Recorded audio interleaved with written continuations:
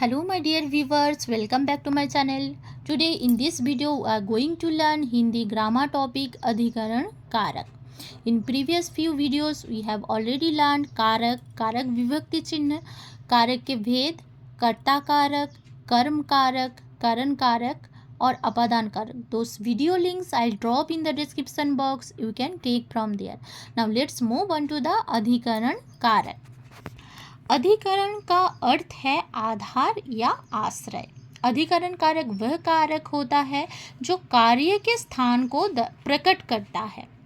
तो अधिकरण कारक डिनोट्स द लोकेशन और place where the action takes place.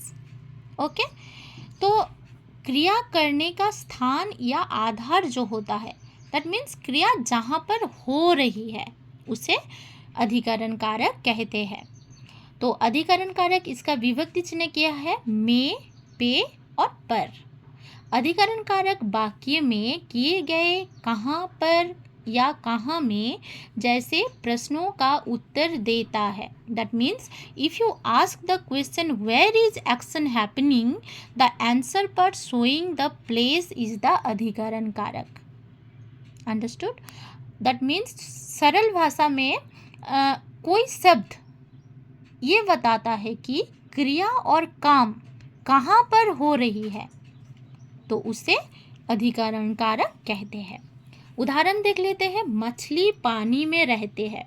मछली कहाँ रहती है? पानी में. तो इस वाक्य में विभक्ति चिन्ह क्या है? में. तो में विभक्ति चिन्ह के साथ अधिकरण कारक आता है. सी हियर, अधिकरण कारक विभक्ति चिन्ह में है ना. तो और ये स्थान को भी दर्शा रहा है जहाँ मछली रहती है. It shows the place of action. Okay, तो मैं विभक्ति चिन्ह इसके पहले वाला जो शब्द क्या है? पानी. तो पानी अधिकरण कारक होगा और ये स्थान को भी दर्शा रहा है, इसीलिए पानी अधिकरण कारक. देन राम कक्षा में बैठा है. Ram is sitting in the class. Where? In the class. तो it shows the place of action, क्योंकि ये स्थान को दर्शा रहा है जहाँ राम बैठा है. तो में एक अधिकरण कारक का विभक्ति चिन्ह है. इसके पहले वाला जो शब्द है क्या है? कक्षा. तो ये अधिकरण कारक होगा. देन किताब टेबल पर रखी है. कहाँ पर रखी है? टेबल पर. तो पर ये अधिकरण कारक का विभक्ति चिन्ह है. तो इसके पहले वाला जो शब्द है टेबल, ये अधिकरण कारक होगा और ये बताता है कि किताब कहाँ रखी है, इस स्थान को दर्शा रहा है, इसीलिए टेबल क्या है? अधिकरण कारक. चलो पार्क पे चलते हैं. पे अधिकरण कारक विभक्ति चिन्ह पे है. तो इसके पहले वाला जो शब्द है पार्क, ए क्या है? अधिकरण कारक होगा और इस स्थान को भी दर्शा रहा है. ओके, द नेक्स्ट वन संबंध कारक. नाम से ही पता चलता है कि संबंध मीन्स रिलेशन, है ना. तो संबंध कारक वह कारक होता है जो दो संज्ञाओं या सर्वनामों के बीच का संबंध प्रकट करता है. ये बताता है कि कोई वस्तु, व्यक्ति या स्थान किससे संबंधित है. तो संबंध कारक is the relational case in Hindi grammar. Okay, it shows the relationship between two nouns और प्रोनाउंस. ओके, तो पहचान हाउ टू आइडेंटिफाई दिस कारक. जब हम किसी वाक्य में किसका, किसकी, किसके जैसे प्रश्न पूछते हैं तो जो उत्तर आता है वह संबंध कारक होता है. That means when we ask question like whose, then answer that comes is the relational case. Okay, संबंध कारक इसका विभक्ति चिन्ह क्या है? का, की, के, रा, री, रे आदि. तो उदाहरण देख लेते हैं.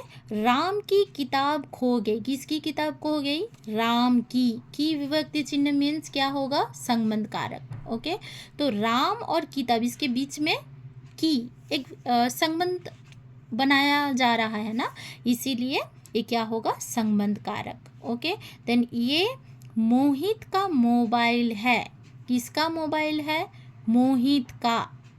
तो मोहित और मोबाइल इसके बीच में का ये एक संबंध बनाया जा रहा है, इसीलिए का सी हियर का क्या है, संबंध कारक का विभक्ति चिन्ह। तो का विभक्ति चिन्ह, इसके पहले वाला जो शब्द है वही कारक होगा, ये संबंध कारक होगा। देन सी हियर, विद्यालय के अध्यापक पढ़ा रहे हैं, स्कूल टीचर्स आर टीचिंग। तो विद्यालय के अध्यापक, के विभक्ति चिन्ह मीन्स क्या होगा, संबंध कारक। तो इसके पहले वाला जो शब्द है विद्यालय, ये क्या होगा, संबंध कारक। ओके, देन नेक्स्ट वन, संबोधन कारक। संबोधन का अर्थ है किसी को बुलाना और किसी को पुकारना। जब किसी को पुकारा जाए, बुलाया जाए या संबोधित किया जाए तो उस शब्द को संबोधन कारक कहा जाता है। That means when someone is being addressed, called or spoken to directly in a sentence, that is संबोधन कारक। like हे, अरे, रे, ओ आदि शब्दों से बुलाया या पुकारा जाए तो वहाँ संबोधन कारक होता है। उदाहरण देख लेते हैं, हे राम मेरी सहायता करो, हे राम प्लीज हेल्प मी। तो यह राम को पुकारा गया है, Ram is being addressed. Okay, अरे भाई ज़रा सुनो तो भाई को संबोधित किया गया है। बेटा ध्यान से पढ़ो, बेटा।